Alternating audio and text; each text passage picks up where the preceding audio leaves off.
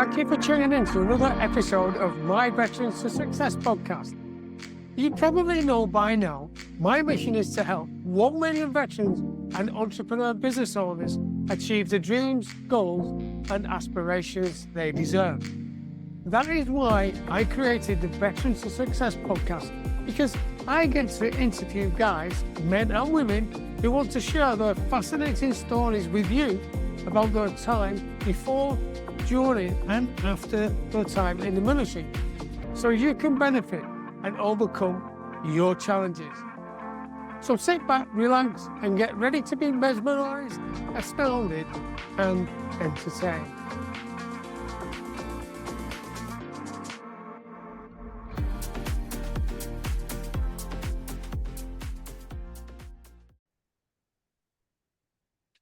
Hello and welcome to this edition of Veterans to Success. And today I have with me Charlotte Hayes. Hello, Charlotte, and welcome to the podcast. Hello, Joe.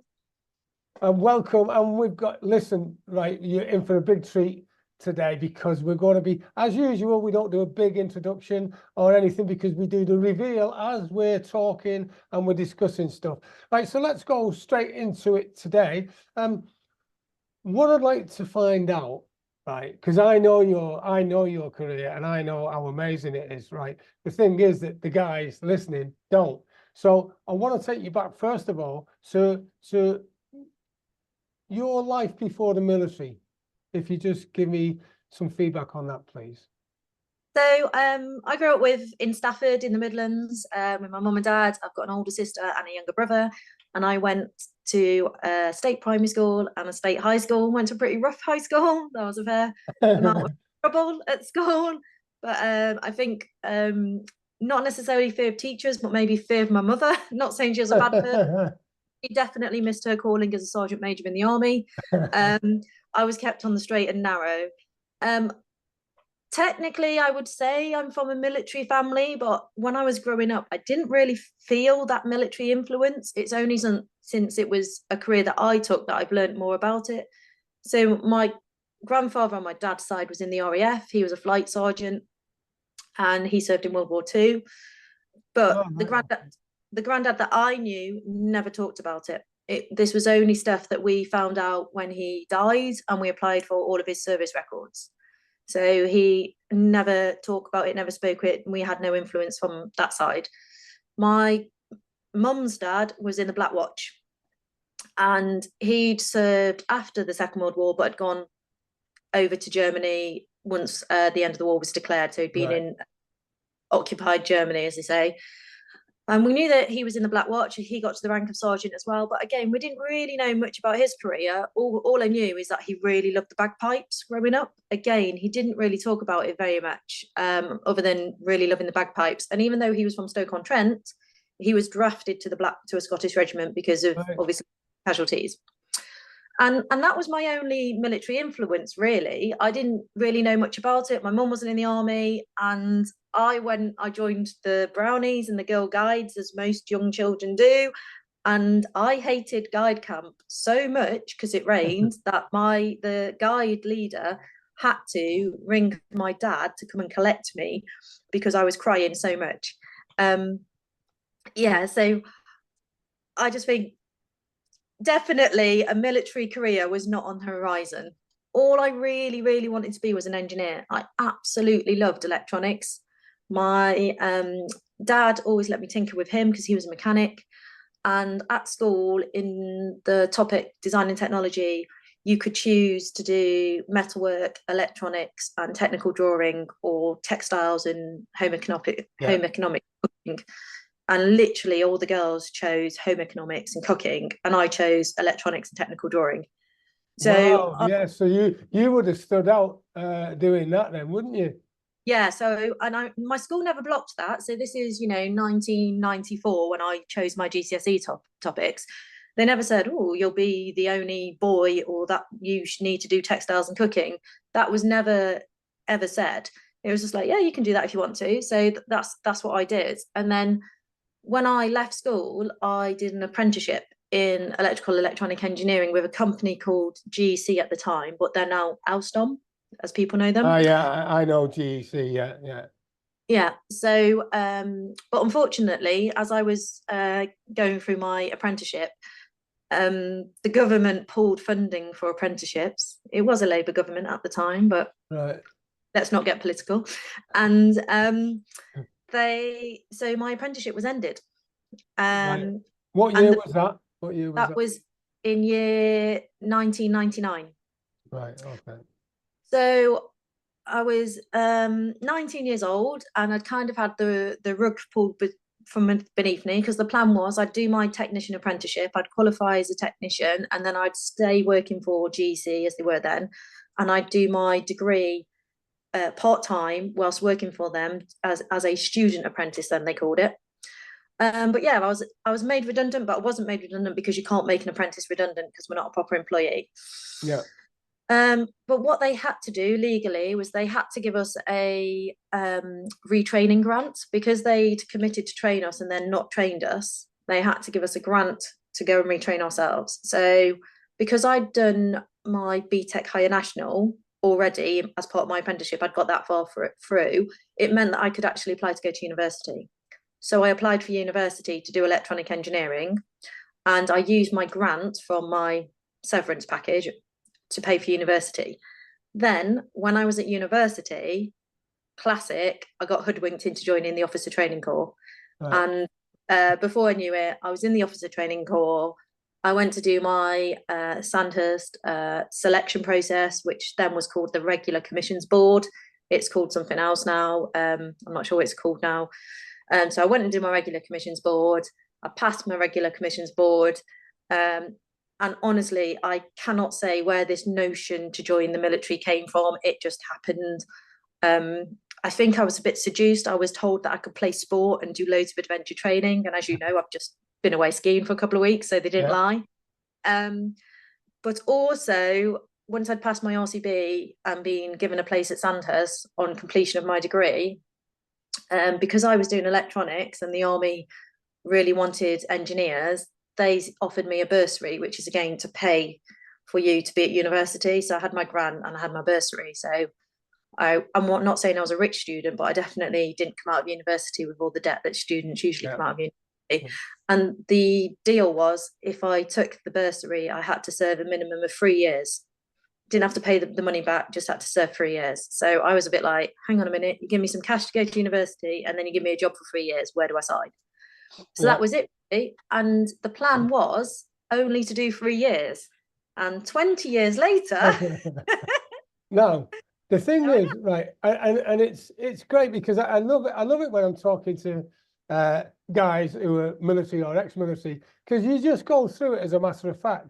The fact is that from my point of view, because having served for a while, I know that there's a lot of stuff going on there. And I mean, for starters, you must be not right for, in the sense that in the guides you didn't like being out in the rain, and then all of a sudden you're thrust into the army. What I see from what you've said so far is you utilize the three words that I love, that phrase: improvise, adapt, and overcome. Because it doesn't matter what was thrown at you. You got made redundant from an apprenticeship, and then you looked and you thought, right, okay, so I've got this grant. What am I going to do? So you were constantly, from what I gather, constantly looking for solutions rather than being stuck in the problem, if that makes sense.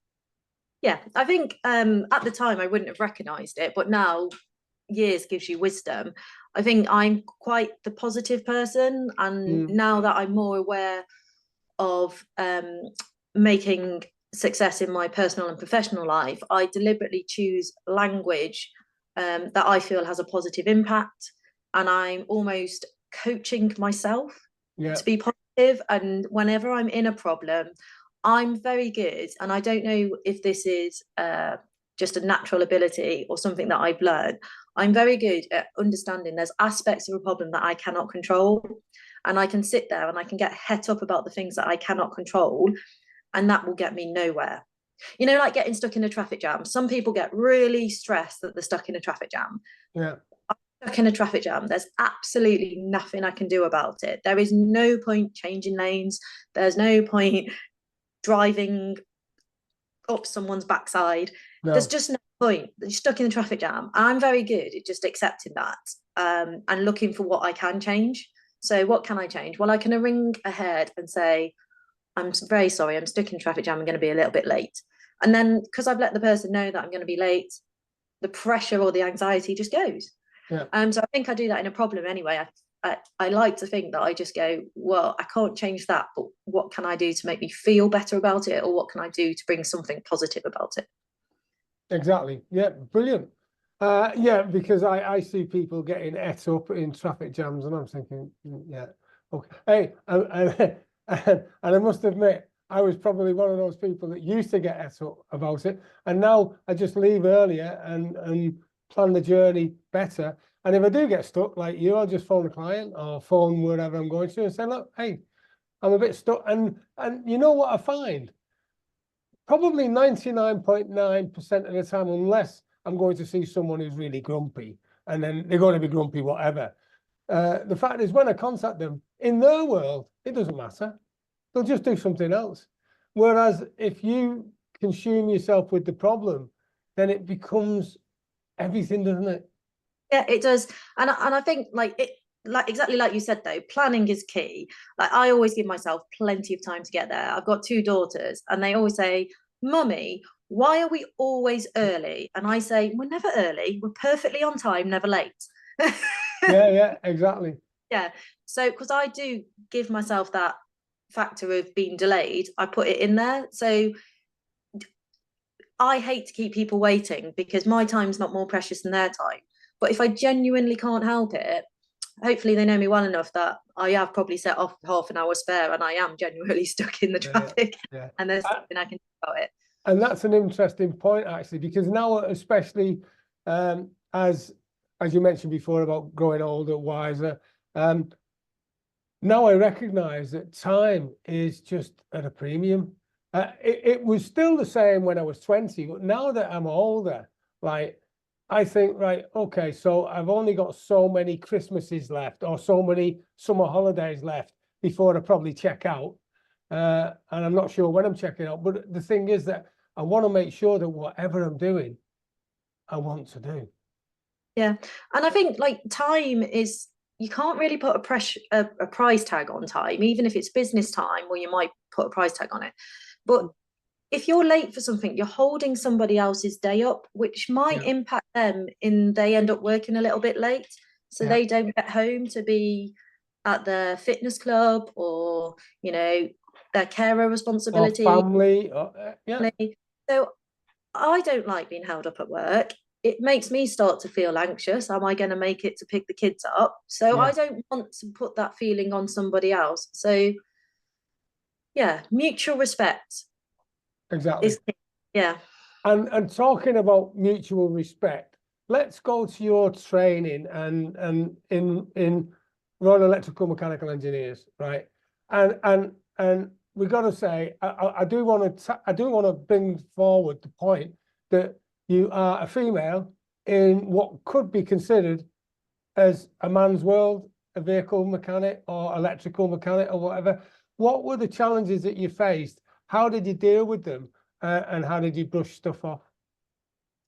So I would say that definitely my experience of being offered my bursary and going into Sandhurst, there's not many girls. So when I went to Sandhurst, the intake was the January intake. There was 300 officer cadets.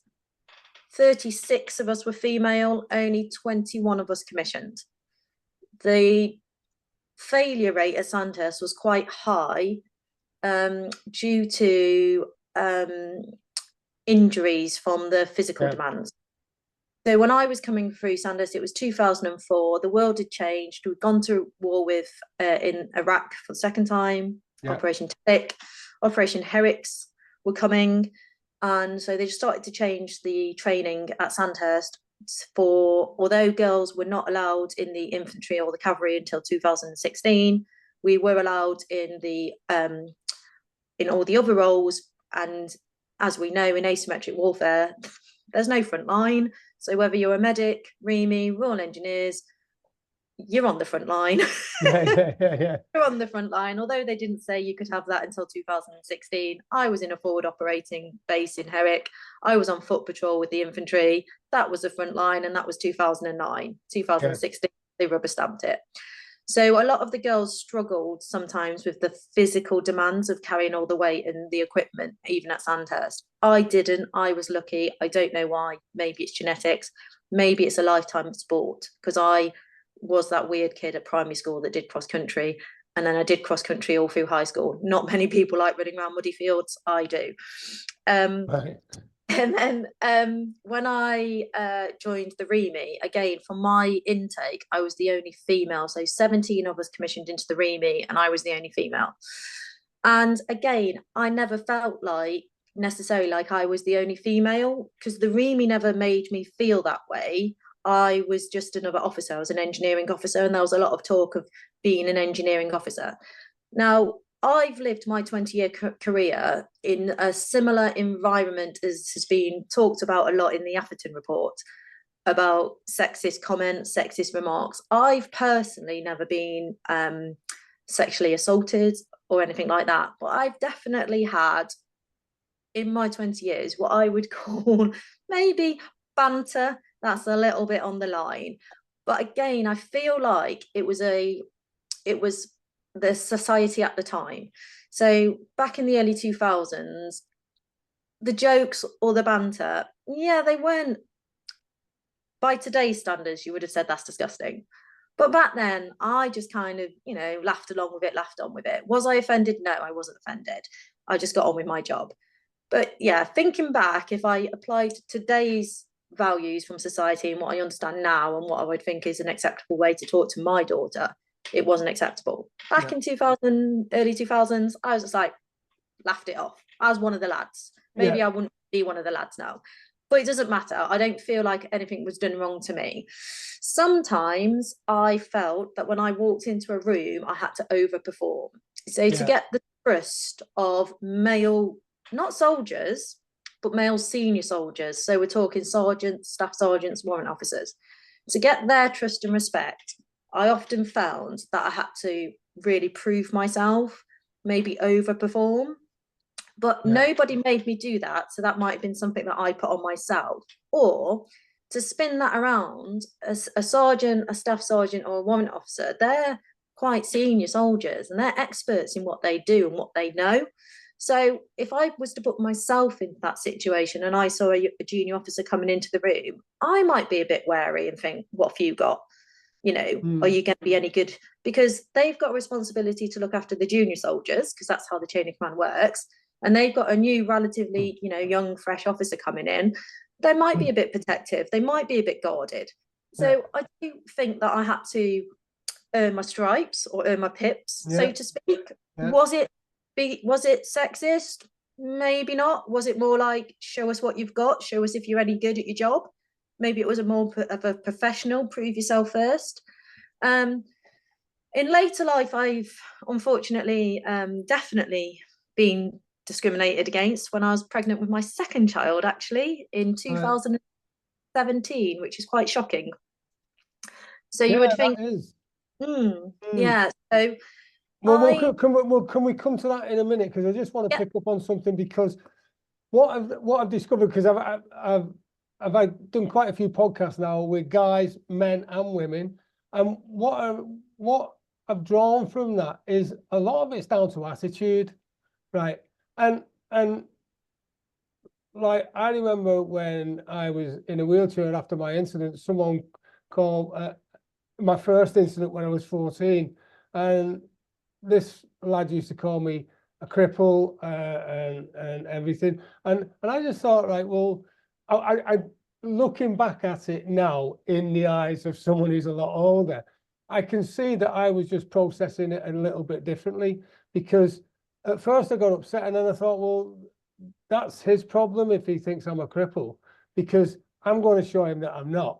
And I did, because 4 years later I joined the army.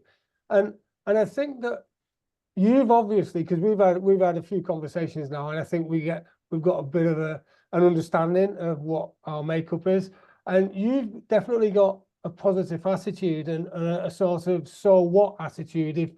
If you wanna make something a nothing, that's your problem. Does that make sense? Yeah, I'm definitely like, well, okay, I think I'm very lucky, and I'm like, well, that's your opinion, but that's not me. Mm, And I'll let it wash over me. But I am a bit of an overthinker, and I do internalize sometimes failure too much. right. But the way that I deal with that is I go out of my way to do it better next time. Mm, So although I yeah. might have not done, I've not done very well there, I'm not happy with the output, the result, I won't let myself fail twice. So I will put myself maybe under more pressure to do better. But the only way you can do better is to reflect on what went wrong in the first place. So it's that learning loop. If you can't reflect on what went well, what didn't go well, and correct the what didn't go well, you can't do it better next time. But I will. It's a bit like what I said about getting stuck in the traffic. I can't change that. I'll see what I can change, Yeah. and I'll change. So failure does fuel me. Yeah. It does inspire me to do better next time. But naysayers inspire me as well. So Mhm. just to touch Yeah. back on school, like I didn't go to the best school, but I had the best parents making me get through that school. And I had an English teacher who was just awful. He was assigned to me to be my mentor, to mentor me through my GCSEs. Yeah. And I think that all this man did was put me down and tell me that I was never going to do as well as anybody else, or his daughter was doing the GCSEs at the time as well. I was never going to do as well as her, because I wasn't disciplined enough to sit down and do homework and study. And I hadn't even made myself a revision timetable, because like a revision timetable makes you pass exams. And Of this guy, course it does. A of course, revision timetable, it's everything. yeah. I was a bit like, economy of effort. I don't need to make a pretty timetable. I just need to study the bits that Mm, I don't know.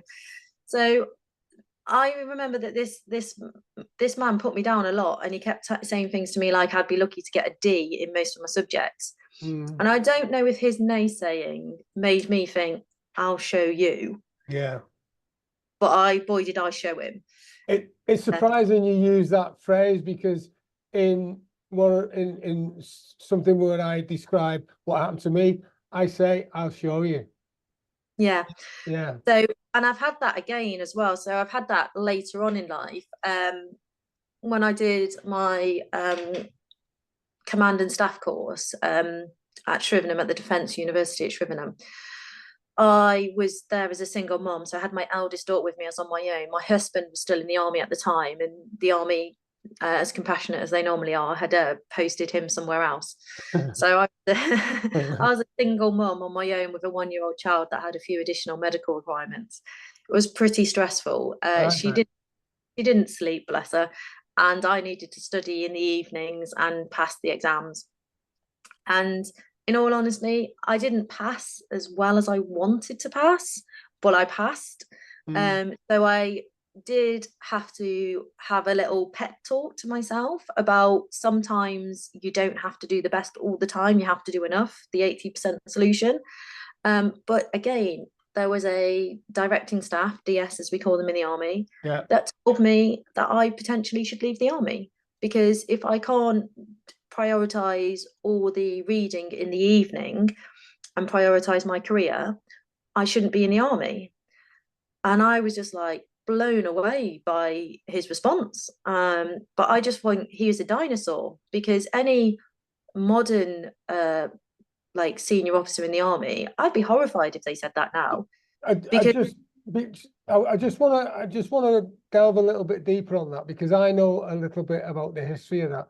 Can you just set the scene, only going into the detail you want to, on the birth of your first daughter, the challenges that you faced, then you go on this command and staff course to be told that. So what had happened on the build up to that, please? so obviously my husband and I had got married, both serving, and we'd never ever lived together. Right. We decided to go live firing, as we called it, and I got pregnant with Amber. When I was when I was went for my 12-week scan, like most parents do go, We were told that there was something wrong with the baby, and wasn't sure what was wrong, but something was wrong. So then we had pretty bad roller coaster, a CVS, an amniocentesis to figure out what was wrong. We were offered abortions every week. We didn't want an abortion. We decided that whatever life has thrown at our baby, we'll deal with it. Because at the time there was a lot of because my husband was rifles, there was a lot of people coming back from Afghanistan with life-changing injuries, and they were learning to live with these life-changing injuries. So we thought, if Amber has something life-limiting, it doesn't mean she can't have some life. Like these soldiers from Afghanistan, they're still going to have a life. Who are we to dictate that she shouldn't be here? So we decided to continue with the pregnancy, and eventually we got our diagnosis. So my daughter has Turner syndrome, mosaic trisomy X, which is a whole other podcast.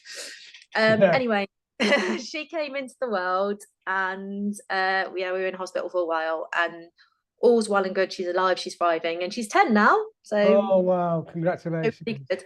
But the first couple of years of her life, there was a lot of unknowns, a lot of what would she need support wise, medication wise, medical interventions. Would she need heart surgery? Would she need kidney transplant? That in the very early years there was a lot of, we'll just have to see how it goes before we know what we need to do. So I had my maternity leave, which everyone has in the army, and it's up to you whether you take 6, 9 or 1 year. And I did take 1 year.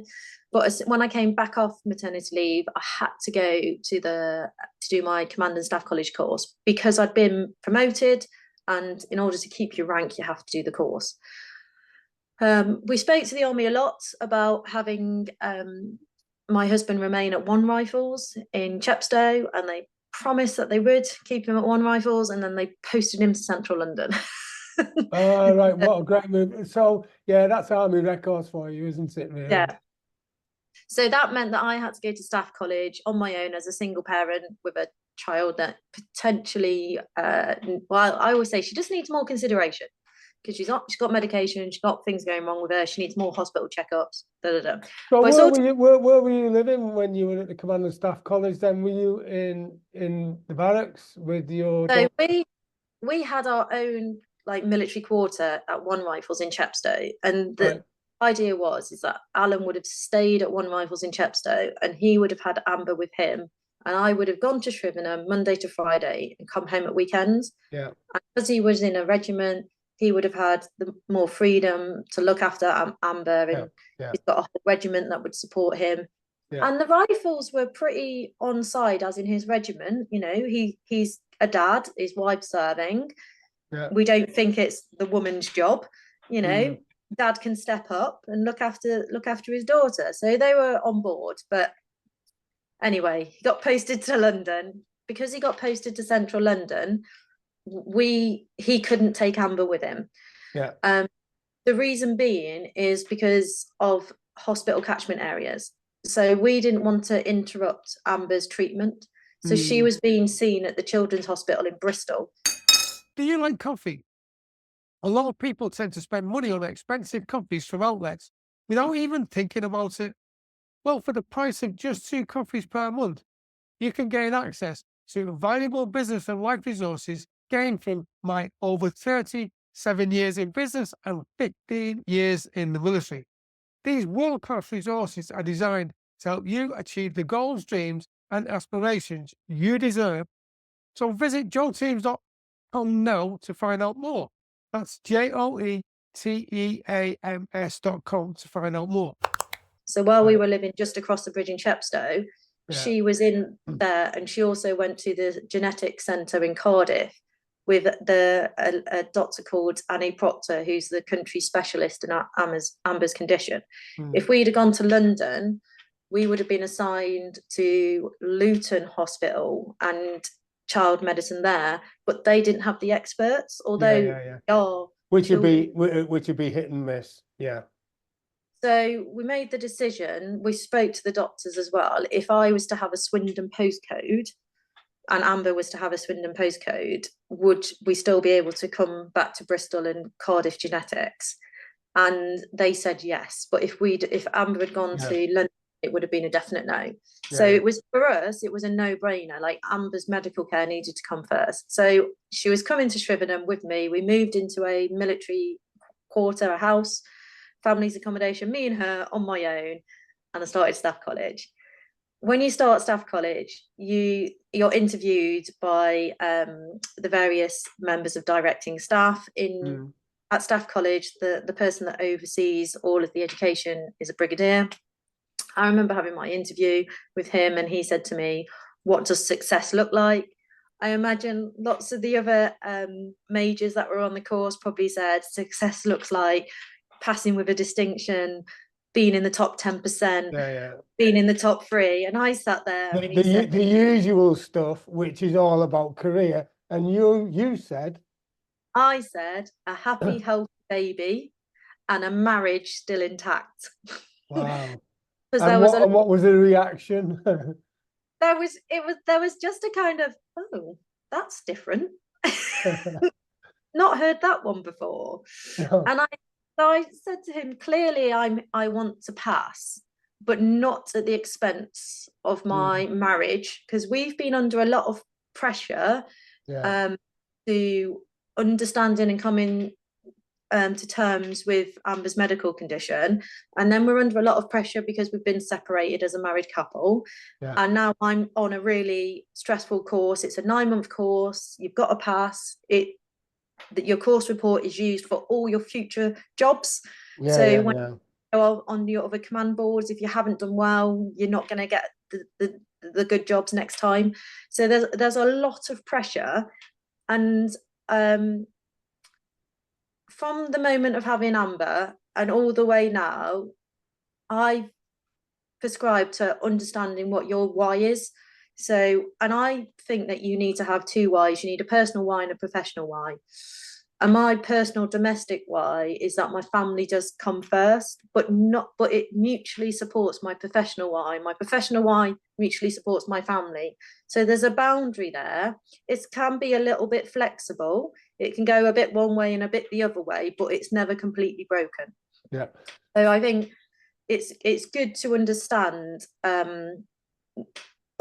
what's really important to you to use as your compass through life.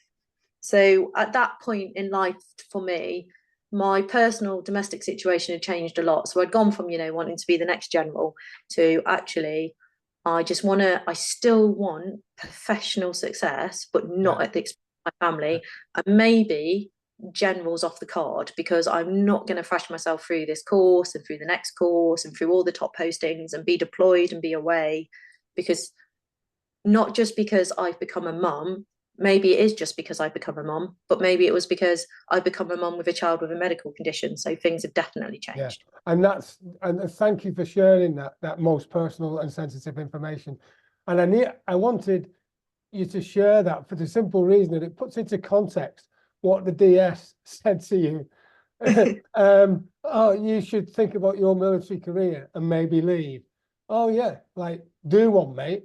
After you've been through all that, and I would imagine that he didn't really ask the question to find out what had gone on previously. No, so he said to me, you should really consider your military career if you're not going to prioritize the work now, and you should potentially leave the army. He also, I mean, I don't think this is definitely not reflective of the army today in 2024. The army is not like that anymore. But these kind of dinosaurs did exist in 2015. They did. I met one. But he also said to me, which I was absolutely flabbergasted by, he said, can't you just get your mum to come down and look after your child? And I just looked at him in absolute amazement, because I thought to himself, does he just think that women shouldn't work? Because my mum in 2015 was a fully qualified social worker, working really hard with the youth offenders prison teams, trying to rehabilitate young people and get them back into society to be active, positive members of society. And he's thinking, well, just get your mum to come look after her. Women don't work, do they? And I just looked at him and was like, my mum has a full-time career. you know, she can't just come and look after my child. I was a bit like, what world do you live in where you think that women should just stop working and look after children? Yeah, exactly. And which brings out two important points, I feel. One, the first one, which is critical, is always make sure that you ask great questions, because then you can find out stuff. And the other thing I've discovered through my courses on coaching and mentoring, and I'm sure you're the same, is do not come up with the solutions, because the solutions may not be right for that person. No. So in that situation, I just kind of smiled and waved and went on and passed the course anyway. Because when someone tells me I can't, I show them that I can. Well done, you. Fantastic. So what was the point where you decided, oh yeah, of course, sorry, I nearly missed the point. 2017, right? You mentioned that there was a situation when you were pregnant and a situation with, I don't know, some testosterone filled fellas or misogyny or whatever it So would be. the situation was I was pregnant with my second daughter, Rose, who's now 6. So it was 2017. I was pregnant with her, and I'd just taken command of a training company at the Remis training battalion. And I was pregnant. So I'd come off the command board, which you know, I had met the performance requirements. Yeah. And come off the command board, and lucky for me, I got my first choice as well. So it was my first choice is where I wanted to go. So either that means nobody else wanted it, or I came off quite high and I got my first choice. Yeah. I'll go with option B. Obviously, yeah, and why wouldn't you? So I went to my new job, and my commanding officer at the time was very disappointed that I was pregnant. He he felt that because I was pregnant, that I wasn't capable of commanding a company of soldiers. So, and he'd gone quite, and bearing in mind it's a training company, so we were never going to deploy. You know, it's REMI training, phase 2 training is just for civilians, is very much like an apprentice college. So if you was to walk into the British Gas you know, plumbers and heating engineers workshops, it's very similar. We've got, you know, a mock-up of the conditions that they would have to do their practicals in, and then obviously we've got classrooms for them to do their theory in. I get that, because the Royal Engineers, we've got the Royal School of Military Engineering in Brompton, Kent. Yeah, so it's a total setup for trades. Yeah, got you. And even though the soldiers, while they're in training, do have to go on exercise, they have to go on trade exercise. So they don't go going out and living fully tactical, doing fire and manoeuvre as all soldiers, regardless of cap badge, need to do. We're going to do their trade in the field. So even on those exercises, there was no physical strain on me, because essentially what the REMI will do, they will deploy to an area where you can affect repairs on vehicles, so hard standing, water, electricity. It's camping basically. It's not arduous. So we'd been to officers' coffee. It happens weekly. We were walking back from officers' coffee, and he said, "Hey, pop down to my office, I'd like to have a chat." So I said, "No problem, sir. I'll just get my beret and my notebook," because whenever you go into commanding officer's office, you make sure you've got your headdress on, salute and pay respect. He said, "Hey, you don't need your beret, you don't need your notebook. Just come down." Interesting. So I went down for the chat, sat in his office, and he was like, literally said, "Growing a baby is very difficult. It can be very tiring. I don't want to put you or your baby at any risk, so I have found a replacement. Your replacement will arrive on Monday, and then you will move into battalion headquarters and you will work on discrete projects." Really? Yeah. And I was just absolutely dumbfounded, because essentially what he'd done is removed me from my command when I was off the command board. and even found a replacement and appointed a replacement. And as a pregnant female, you're a protective characteristic.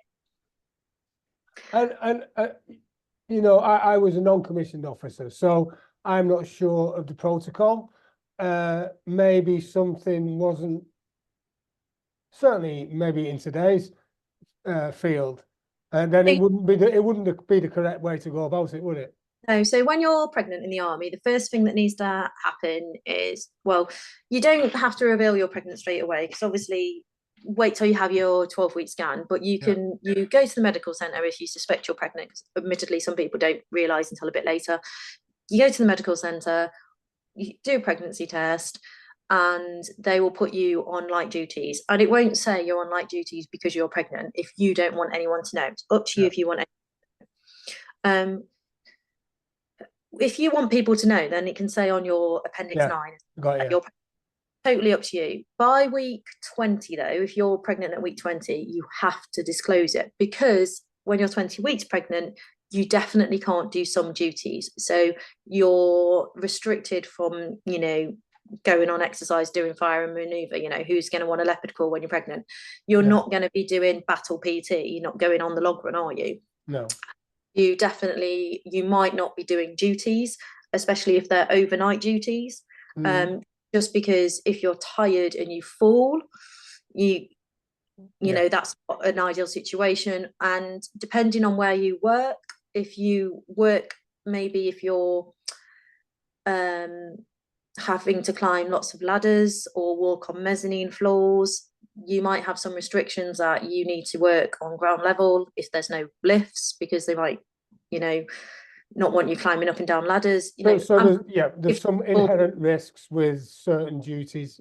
So what you're supposed to do when you're pregnant is your commander, when you've declared that you're pregnant, your commander has to fill out a risk assessment. So they have to look at your job and identify all the risks of your normal job and mitigate those risks and put controls in place like you would do with any health and safety. So for me, I basically worked in an office environment. I sat in company headquarters in an office, sergeant majors next door, company 2IC sort of diagonally opposite, the clerks in the room next to me. We basically oversaw training. I didn't go down to the metalsmith bay and start teaching anyone how to weld. That's what the metalsmith instructors are there for. You know, I didn't do that. I did all the management of all the trades and made sure that people were passing, and made sure that the permanent staff who are looking after the trainees while they're in trainees, their careers of progression, they're doing what they need to do. So essentially, I sat in an office all day. So there was absolutely no requirement to implement any changes, because what was in place of me sitting in an office was a pretty... So from my point of view, not being professionally trained in HR or risk assessment, I think I could probably say that your job was a low risk category, wasn't it? Yeah, it was a low risk category. That I think we stipulated that I wouldn't do duties, because if they were, when you're a major, you do field officer. So you're on call for a week. And we said that probably wasn't a good idea to have a pregnant woman on call, because there might be a point where I just can't come because maybe I've got morning sickness and I'm throwing up, and you need someone there right away to sort it out. So maybe I can't do overnight duties, but definitely whilst I'm in work, I could hold the duty phone then and respond to things then. So coming back to the CO, when he's just given you this news, effectively he's fired you. So he's fired me, he's removed me from command, he's totally sacked me, he's even got a replacement. So he'd set everything up before. He'd worked it out and set it up before. It was absolutely premeditated. It wasn't just you seem to be a bit unwell, you look tired, or you know, do you think you should go get yourself... It wasn't a welfare check-in. This was your fire. He decided it and removed me from post. And literally told me to go clear out my office because my replacement would be in on Monday. So how did you feel then? What did you do? Well, I went back to my office, rang my husband, and even though my husband's a bit of an old-fashioned infanteer, he was a bit like, and might have had the opinion that females shouldn't be in the army or in the police. He was like, he can't sack you because you're pregnant. That's against the law. He cannot do that. And I was like, you're right. So I went to see our equality and diversity officer, and he said to me, he can't do this. This is absolutely ridiculous. He cannot remove you from command. Your protected characteristic. I'll go have a word with him from an equality and diversity point of view. So he went to have a word with him, and the CO was like, I've made my mind up. I don't want her. She's pregnant. What rank was the equality officer? So he's captain, Oh, right, okay. but he holds the position of being equality and diversity. So then I did what most people, what you always tell trainees to do when they've got problems. I went to see the padre. So the padre is supposed to be the conscience of the commanding officer and have a direct line to the commanding officer. So I went to see the padre and I said, he's removed me from post because I'm pregnant. He's never actually done a risk assessment on me. So he's never actually viewed whether the position that I'm doing is risky to my health, because he hasn't even followed proper procedure. Also, he's never done a performance review. So he can't say that he's removing me due to subpar performance, because I haven't had any performance review since I've been in post. So I hadn't been in post long enough to get my mid-year, and I hadn't been in post long enough to have my annual report. So I said, so no assessment has been done on risk to my health, and no assessment has been done on my performance. So there's literally no grounds for removing me. So the padre agreed that this was absolutely diabolical, and he would go and talk to the CO because he's the conscience of the CO. He went and spoke to the CO. CO was adamant that I was going. So my next step was I rang the Army Planning Centre up in Glasgow. Army Personnel Centre. And they said, well, a commanding officer can move his officers internally to any like position. So if he wants to remove you from, at the time I was commanding Helmond Company, which actually was the technicians company. Right. If he wanted to remove me from Helmond Company, because he felt like that command put me at risk as a pregnant female, he could have moved me to one of the other company commands that he felt was less risk, maybe the trades, different trades or in the different companies. But he didn't remove me to a different command. He moved me into BHQ to be a discrete projects officer. So he took command away from me. So the APC said that he couldn't do that. And then one of the other company commanders that was in the battalion at the time knew what was going on. So she came and spoke to me, and she said, you need to phone Army headquarters and speak to the personnel department in there, because what he's doing is wrong. And although you've tried through the diversity and equality officer, I think they're called diversity and inclusion now, though, not equality, but it was equality. They're called diversity and inclusion now. And you've tried through the padre and you've tried through APC. He's still not listening. So you're going to have to ring APC, Army headquarters. So I rang Army headquarters. I spoke to a lovely person there and said, we'll take this straight to employment tribunal. Your protective characteristic. He cannot do this. And I was like, whoa, was not expecting that. Wow. So, yeah. So my first response was, yeah, I'll take it to employment tribunal. How dare you treat me like this? And it's only because I'm a major that I had the courage or the ability to ring people and get people to speak on my behalf, because would a private soldier have that access? Yeah. So would a private soldier have just been removed from post and just told to suck it up and deal with it and have their career damaged? Yeah. So I thought, my first instinct was like, yeah, I'm going to have you. Being fiery at the time. Yeah, I totally get that. Yeah, but then I sat down for a little bit and I thought, let's go have a conversation with him. So I went into his office, took myself down to his office, went in and said, I basically said to him, you cannot remove me from post.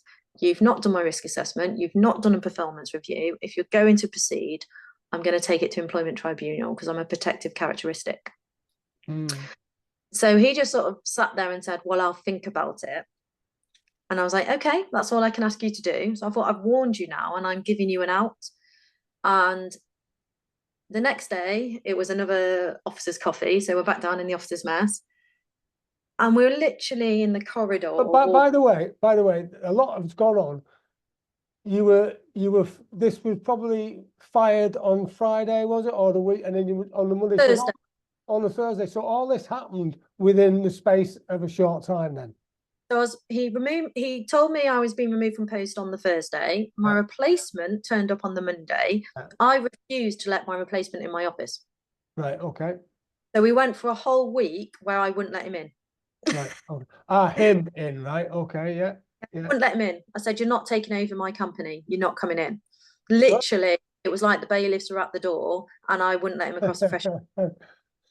We'd had some. You must have been the proverbial pain in the for that CO. Good on but good on you. but I wouldn't have been if I was treated appropriately. No, exactly. And if he'd done a risk assessment, and if he'd had that in his hand and said, "I've done the risk assessment and it's not safe for you because I've done the risk assessment," And or I've showed some empathy. Yeah. yeah, or I've done a performance review and you're not performing, I wouldn't have had, No. I would have been like, not fair cop. I would have obviously argued my point, but Yeah. there was just nothing. There was absolutely, it was literally, "You're pregnant, I don't want you." Yeah. So now you've got your beret off again, officer's coffee, and then what happens? And we've been in officers' coffee, we've had a cup of coffee, we've had all our nice chats. I've gone to walk back up to the company office, which I'd obviously barricaded to not let this replacement in. So I was off back up to the barricade, and in the corridor he said, "Hey," and he did say, "Hey," really casual. "Hey, Charlotte, I've had a little think about what you said, and actually I think you're completely right. You should keep your command. So your replacement's not going to take over the company. They can do some of the projects that I had in mind instead." And just walked off, casual as you like. And I was just like so furious because the amount of stress that this person had put me under for the space of maybe 2 weeks, I think it went over. By the time I spoke to the Padre, the DNI, and then Army HQ, it was probably over 2 weeks. The amount of stress that he'd put me under and upset, and me thinking, well, if I don't do my commands and I don't get a command report, when it comes to the next job or my next command, I won't have another command because I haven't done this command. He's literally like ruining my whole career because he's been prejudiced because I'm pregnant. Yeah. So yeah, it was a really stressful time, and I hate to say it, but I was pregnant, so the hormones are going as well. Yeah. Yeah, so really not a good time, not a good time. But sorry. Okay. So what happened then with how long had you been in this command, and what was the next stage? I'll just let you compose yourself while are you okay now with having a coffee and fit, right? Okay, good. So No, I'm good. I'm good. so you're furious, and what are you thinking now?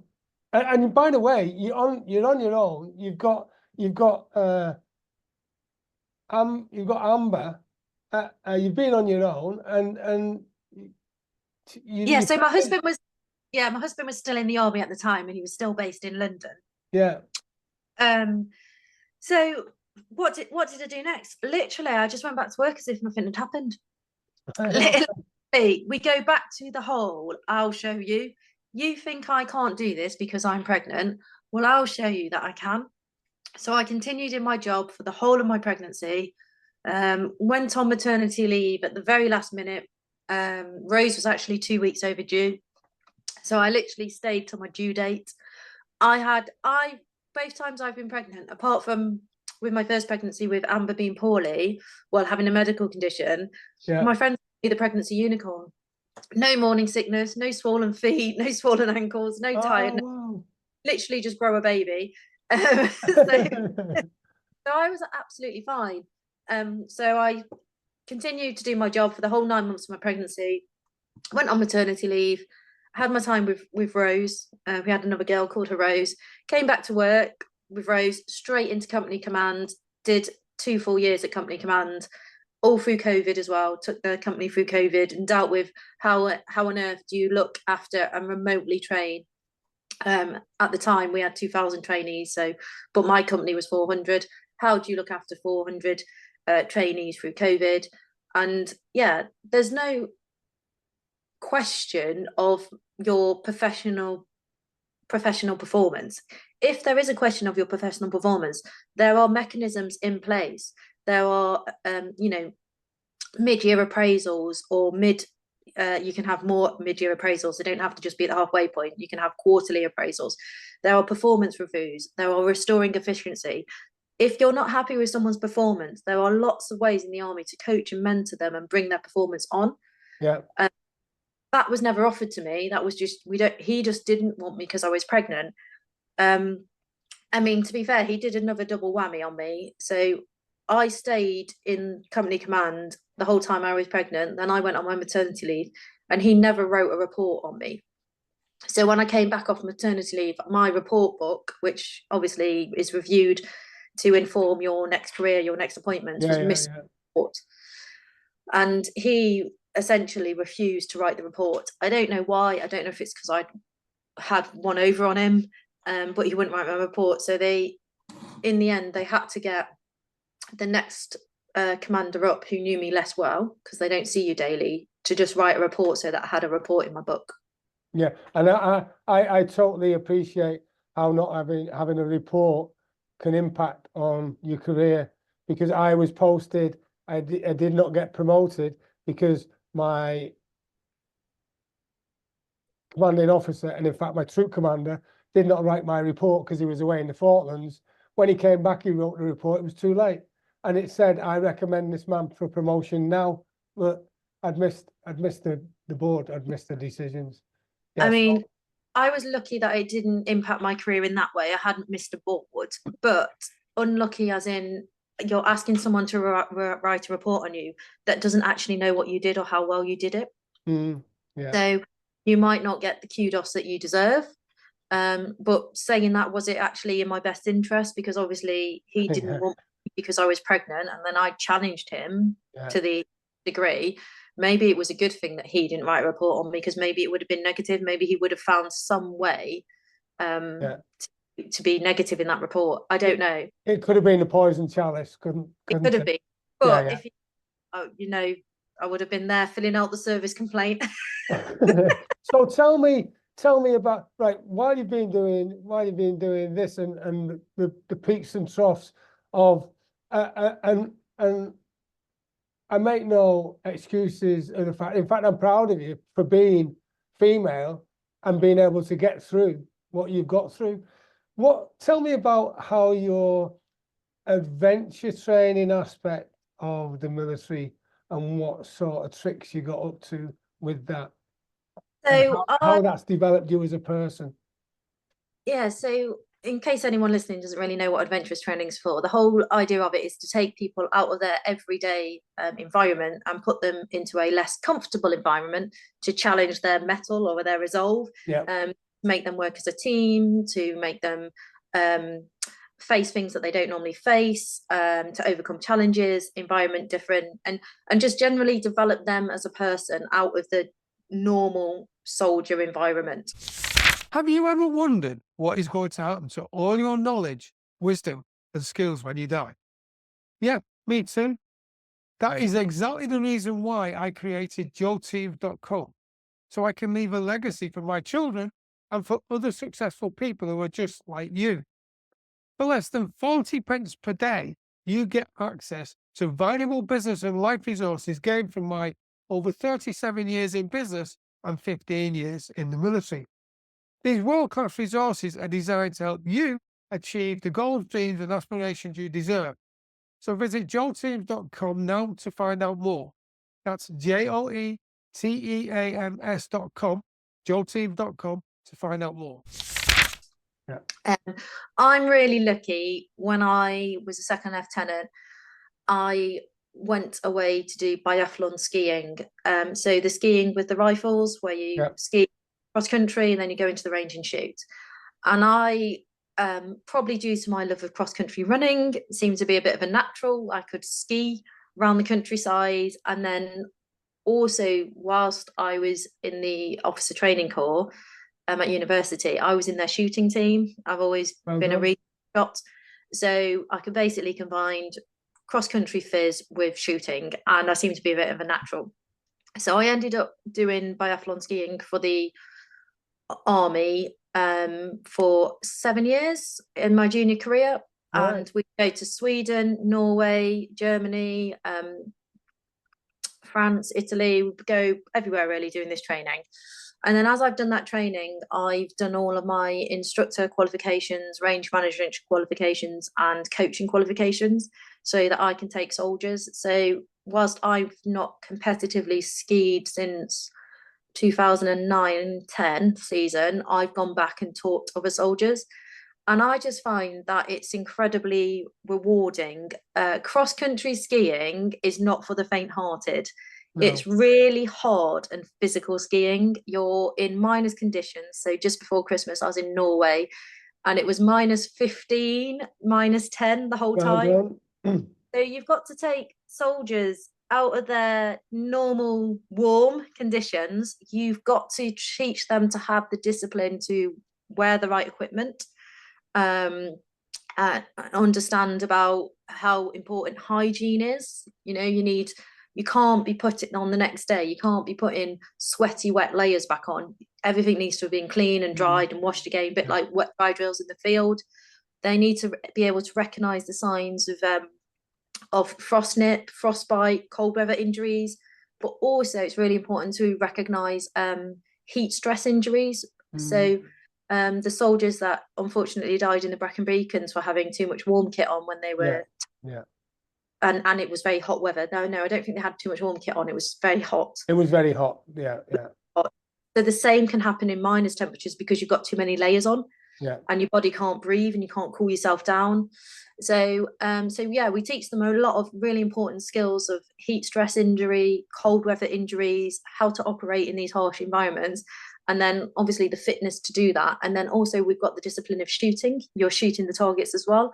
So yeah, I've done that literally for most of my career, and I absolutely love it.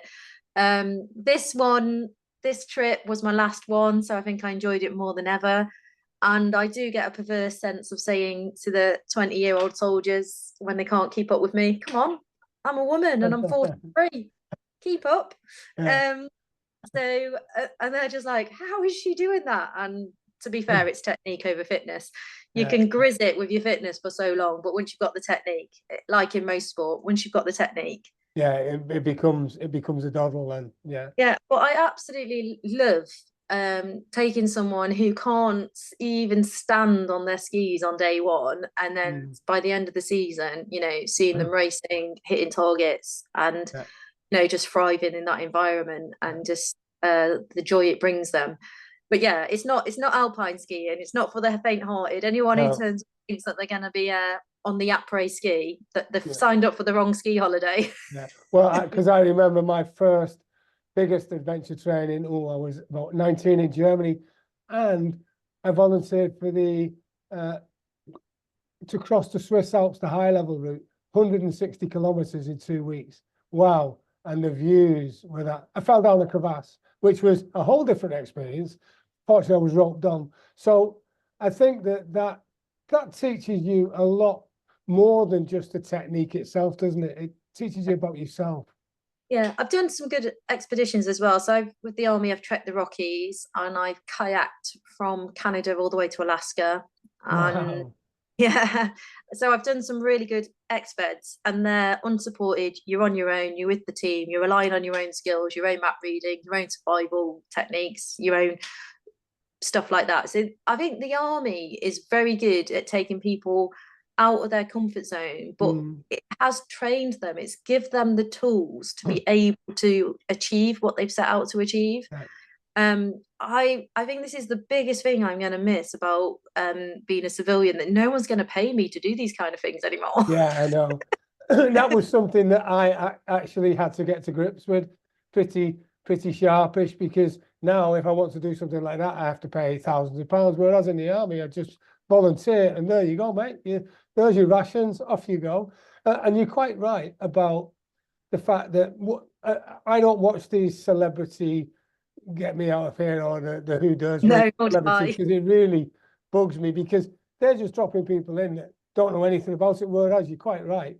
In the military, we do have training of some form or another before we dropped into it, and then we have to learn on the go, really. But at least we've got a basis, and we're surrounded by people who are really good at what they're doing as well. Yeah, I'm the type of person that watches that Hunted program, or watch that, or watch the one where they get washed up on the desert island, and I think I would totally boss that. I'd be so. Yeah, I know. Yeah. It's all military skills, but truth is, I'm not going to volunteer for that because I might embarrass myself. And it was interesting. The word failure and fail has come up a few times, and I can't take credit for this mnemonic. You might want to remember it though. Failure or fail is first attempt in learning. Yeah. So although the word failure sounds harsh, it's the way you approach that fail. So as long as you reflect on what caused you to get the results that you didn't want, because for me, I've been lucky. It's never been total failure. Just maybe I didn't do something as well as I wanted to do. Yeah. And when I've not been happy with that, I've looked at, okay, what can I do better next time, and how can I address that to do that. So just going back to my staff college. So when I was at staff college, it's master's level education. I didn't do as well as I wanted to do, essentially because I was single mum for the whole course. It was very stressful with a baby that doesn't sleep when you try to study. So when I completed staff college and my things were a lot more settled with Amber, I enrolled in another master's degree through the Defence University. So I did a master's in defence acquisition, and I passed that as well as I wanted to that time. Good. And then more recently, I've just done my MBA as part of my resettlement to leave the army, and I just achieved a distinction in that. But I think what really drove me to do those degrees is the fact that I was really annoyed at myself that I only passed the staff course, which is master's level, because it was due to maybe my personal situation, but I felt like the army was saying to me that I wasn't capable of master's level education, that I couldn't analyze at that academic level. And I was like, I can analyze at that academic level, I just couldn't do it at that point in time because I was a single mum with a daughter with more needs. So I can do that level of critical thinking, but I just felt like you're not listening to my situation and you're not helping me. Like if I'd have turned around and said, oh, I'm dyslexic, here's my dyslexic certificate, you would have given me 20 more minutes in the exam. Yeah. But with me just turning around saying I'm on my own with my daughter and I'm exhausted and I just couldn't take any of the reading in, that wasn't, I was like, it wasn't catered for whatsoever. Oh, well, unlucky. So I felt like I needed to prove not just to myself, but to them, that I am actually very capable of being analytical and thinking at that level. So here's a degree. And it goes back to, even though I'd obviously got my engineering degree from my first degree, but it goes back to that English teacher that told me with my revision timetable that I wasn't going to do well. So I'm 43 years old, and I think of that English teacher and I think of that member of the directing staff at staff college, and I literally want to say 3 degrees, told you so. yeah, there you go, mate. Yeah, exactly. And interesting, because I've pretty much I've got an idea how you'll answer this question, but I want to ask you first to test if I'm correct. What's the secret of your success? So the secret of my success, I honestly believe, is having a why. So I always know, I've always know why I want to do something. So before I make a decision why I'm going to do that, I need to understand why it's important to me. And if you know why it's important, you know what your motivation is and whether you're going to stick to it. So for me, it's always been engineering. I absolutely love engineering. I have a curiosity, a natural curiosity. I'm inquisitive and I want to fix problems. So for me, I always wanted to be an engineer. And what I've absolutely loved looking back over my career is being part of a team that doesn't always know the answers, and we have to figure it out together. We have to use everybody's expertise, everybody's knowledge, and the solution we might come up with might not be perfect the first time, but we can rework it and get to a better solution each time. So I knew for me that my why is always challenging myself in a technical capacity, but with a team, not just relying on myself to figure it out because I don't know all the answers. So that's kind of like my professional why, and that's what I really like doing. But my domestic or my personal why is always my family. I've come from a very good, strong family, and I want to create that same strong, positive family for my children to launch them into success. Because I do believe that if your people might not always have brilliant childhoods, and it doesn't define them. They can go on to be successful and well. But sometimes if you've had the right starting block in the first place, and there's plenty of people that have come from really good families and not done well, I know that. But if I can set the conditions now in my own daughters to go on and achieve and be successful, then I want to do that. So I want to make sure that my home environment is prioritized and good. And it's kind of like if everybody's happy at home and we're all getting on well and we're all doing our clubs and the girls are doing well in school and my husband's doing well in his new career because he's been out of the army for 7 years now, everything's good. Everything's good, and that will help me in my professional career because sometimes when things are good at home you can concentrate and give a little bit more in your professional career. So I know that my why at home is to make sure that everybody's healthy and happy, and my why at work is to have that technical challenge and solve it with a team. And as long as those two are always in support of one another and one's not taking too much away from the other, I think I'll be happy. So for me, I'm quite good at thinking, what do I want long term in the future and how do I work that back? So I knew that I wanted to leave the army at the end of my intermediate regular commission. So instantly I had a timeline. So in 2015, when Amber had come along, and I thought, I don't want to be deployed for 6 months at a time anymore. Her needs come first. I can't be moving house every 2 years because, like I said before, we'll move her out of her hospital catchment areas and we want her to always stay in the catchment area of Bristol Children's Hospital. So straight away, I knew that my army career was not the career for me anymore. Not because I want to be a mum. That's not why. It's because I want a equally challenging, rewarding career, but one which doesn't need me to move house or go away for 6 to 9 months at a time. So I still want a fully demanding, full-time, brain hurting career sometimes, but I don't want to geographically move around the country or Europe all the time. Which makes sense, yeah. Which makes sense. So I knew back in 2015 when Amber was 2 that I needed to figure out my out plan. And you get to a certain point in your army career where all of a sudden the pension matters. When you join the army and they say, this is your pension, you're like, yeah, whatever, not interested in that. But there becomes a point when you're married and you've got children when you're like, oh, what's this pension thing? What's this pension? Because future financial stability is really important. So I looked into my pension and thought, right, what do I need to do? And they changed the pension in 2015. Future pension came in. So a lot of us had our original pensions that we thought removed from us, and we were put onto the new pension. And so I was like, right, what does the new pension look like? What does that mean for me? How long do I have to serve? So I realised on the new pension, you have to serve a minimum of 20 years and you have to be over the age of 40.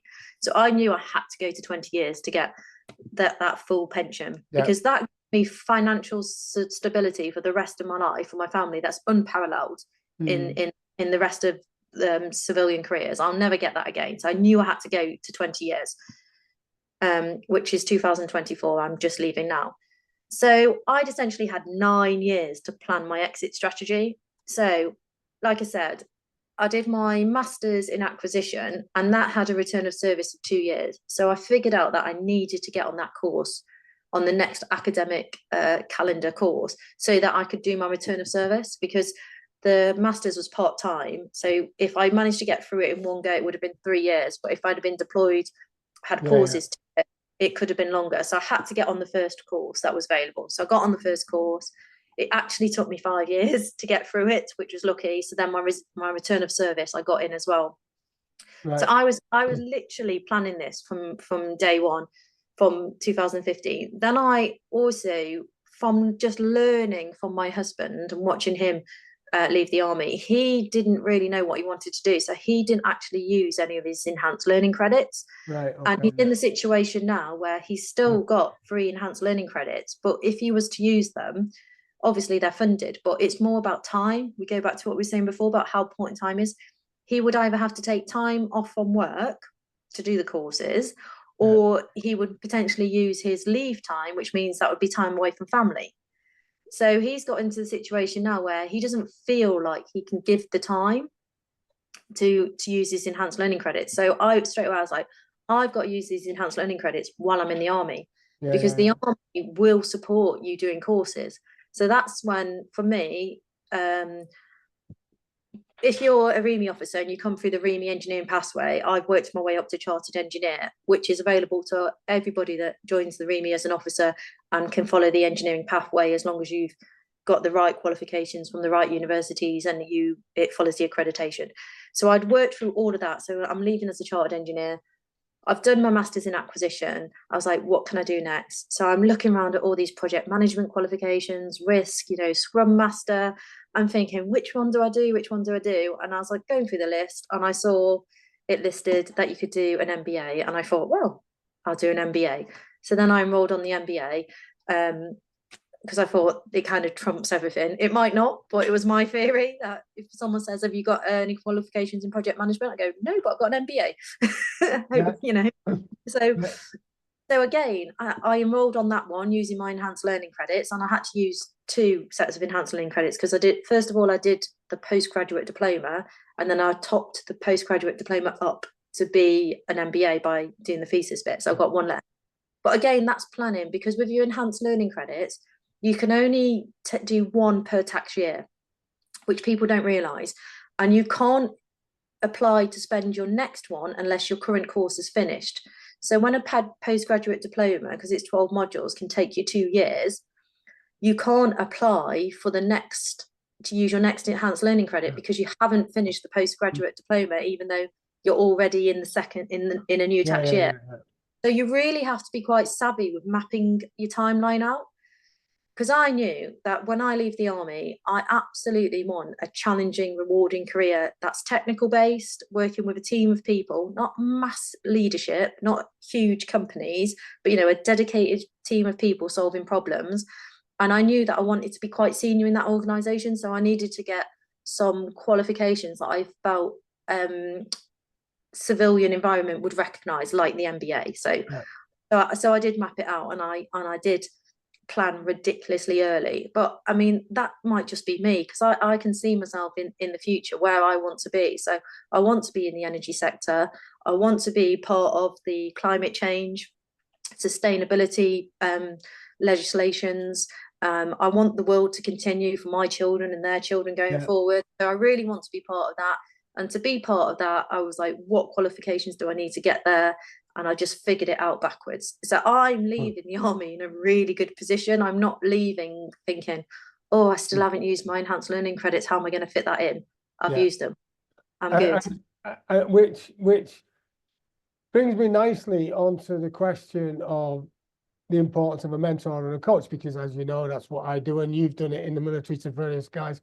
And I like the aspect of leadership is getting someone to do what they wouldn't have done had you not been there, which is great when you teach someone to a biathlete skiing and shooting, or when I train people to windsurf who couldn't even stand up on the board on the water and then can sail. So I totally get that.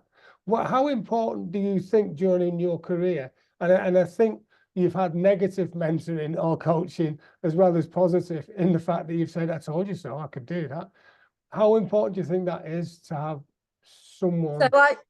So I think it's really, really important to surround yourself by a selection of mentors, because I think it's really good to have diversity. And people will see different things in you that other people won't. And then you can pick a mix, what you like, what you don't like. Because you're not going to do something that your mentor says all the time unless you actually agree with it and feel that's the right thing to do. Whenever I've had a bad leader, I find that they are really, really easy to learn from because it's glaringly obvious what's wrong. So when you've had a bad leader, you can look at that bad leader and you can easily say, I am never going to be you. I'm not going to do this. I'm not going to do that. I'm not going to behave that way. I'm not having that kind of culture in my organization. So bad is really easy to recognize and really easy to avoid because you know the feelings that it gave you. So you're just like, not going there, easy. Looking for good is a little bit harder sometimes because you really have to think about what was good. How did that make me feel? And I would say one of the best leaders are the leaders that know you because of the feeling that that creates, that trust, that mutual respect that comes with it. So when you walk into the office in the morning and people say, hi, how are you? How was your weekend? Generic questions. They're not even waiting for an answer. They're just expecting you go, yeah, fine. How was yours? Yeah, fine. How was yours? The cursory question. Yeah. When you walk into that office and someone says to you, oh, how did your family party go? Did you have a good bike ride at the weekend? How was Tough Mudder? They've actually taken an interest in you and what you said you were going to do at the weekend. They've remembered and now they're asking you about it and you're obviously telling them. That makes you feel invested in, valued. And straight away, you're part of that organization, you're a team, there's a good culture. So that's something that I've taken away. Always get to know your team, not only because you need their technical expertise to help you achieve your business goals, but if you understand their personal situations and take a personal interest in their lives, you know how to get the best out of them as well. And also they will feel like they can come and talk to you about problems or about good ideas, and you're going to be receptive to it because it's an open mind. There's some people say my door's always open. I never say my door's open. My mind is open. Come and ask me the questions. Come and challenge my thought process. Come and think to me. So I think that if you can have a relationship with someone which is more than just on the professional level, whether it's a mentor and a coach, they're going to understand what makes you tick a little bit more and you're going to trust them a little bit more. So you're going to open up to them a little bit more. And that's how you're going to get more out of the coaching and mentoring, or you're going to be able to coach and mentor somebody better. I mean, because I believe in the values like trust, integrity, honesty, and when you've got that, then that helps you really bond. I'm going to direct the question at you now, which might seem a bit unfair in one respect because it's about transitioning from the military to civilian street. The reason I'm going to pose this question to you in particular is because you spent so long planning your departure from the military and looking and analysing what you do well, what needs to be improved. I want to hear your answer from a point of view of someone who technically is still in the military, even though you're on a bit of R&R now. How transferable do you think the skills are that you've discovered and learned? So for me, in terms of my professional qualifications, being an engineer and being an engineering officer, they're instantly transferable. You know, I'm accredited with the Institute of Mechanical Engineers. I've passed their requirements. I've got the board. So that's really easy. That's a sticker on the tin. I've given myself a label there. That's really easy.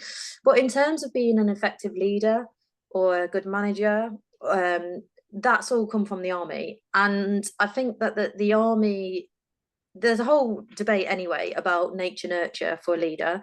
Is it someone's nature or can it be trained? I believe it's a bit of both. Because you can always improve on whatever natural leadership ability you've got and you can make it better.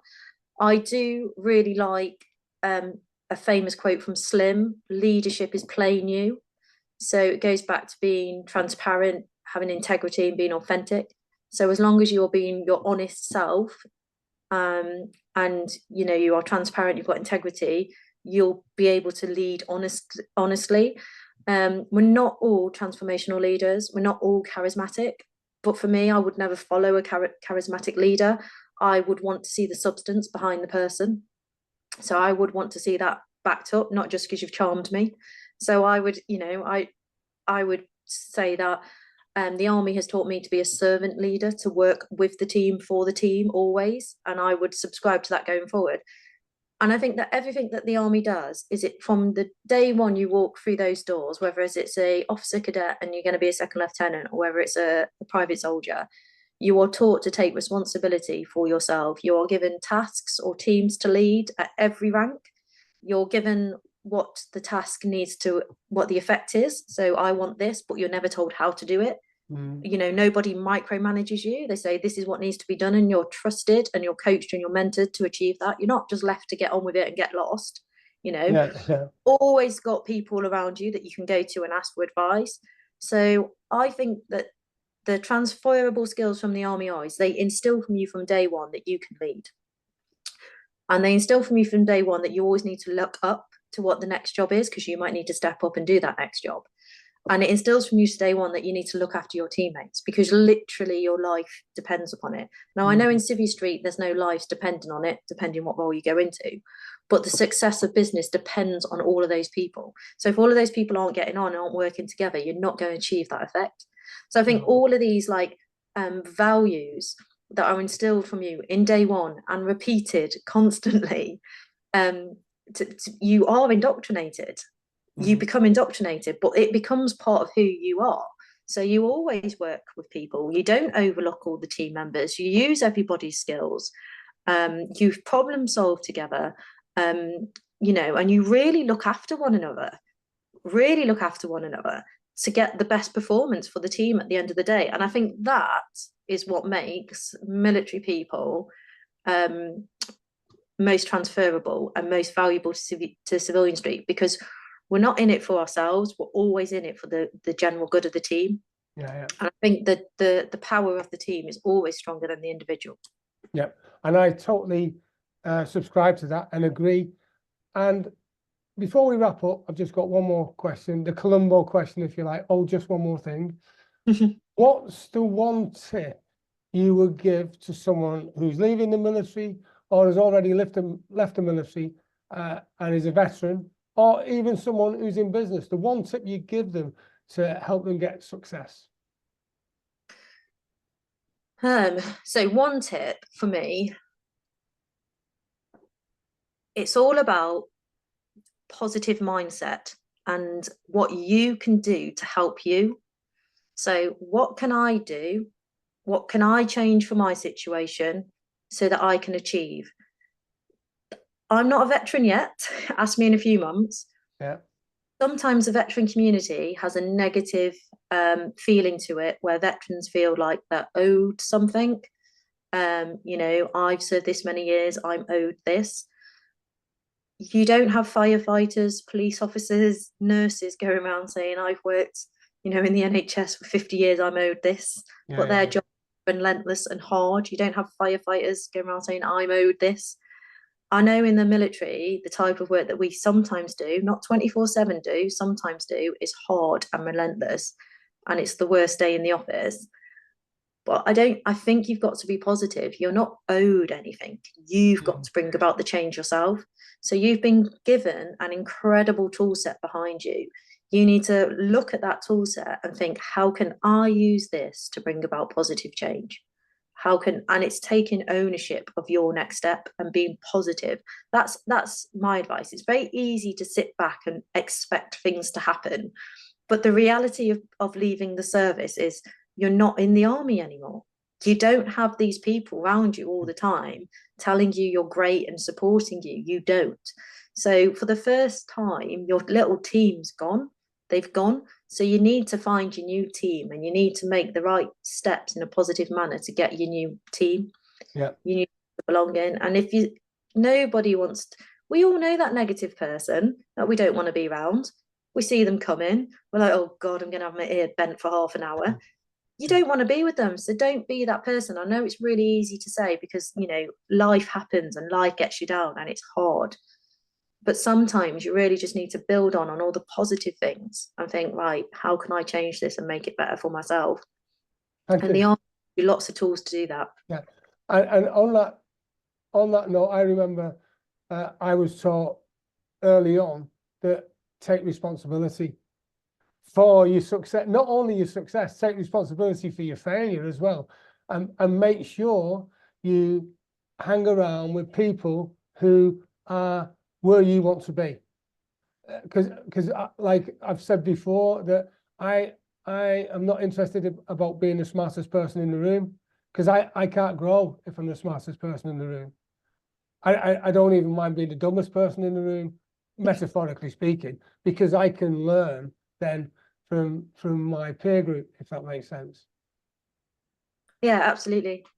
Well, listen, thank you very much, Lala. It's been an absolute pleasure. I do wish you the very best in your career in civilian life. I'm sure you'll be an absolute star. I wish your family well too, and we'll keep in touch. Yeah, definitely keep in touch. I've had a brilliant time. Thank you so much for having me. Thank you. JoeTeams.com is a resource I have created to fulfill my mission to help 1 million veterans and business entrepreneurs like you achieve the goals, dreams, and aspirations they deserve. JoeTeams.com is jam-packed full of valuable resources specifically designed to help you on your journey to success. Visit JoeTeams.com now to find out how you can join and start your journey to success immediately. That's JoeTeams.com, JoeTeams, JoeTeams.com. And until we meet again, have a brilliant day.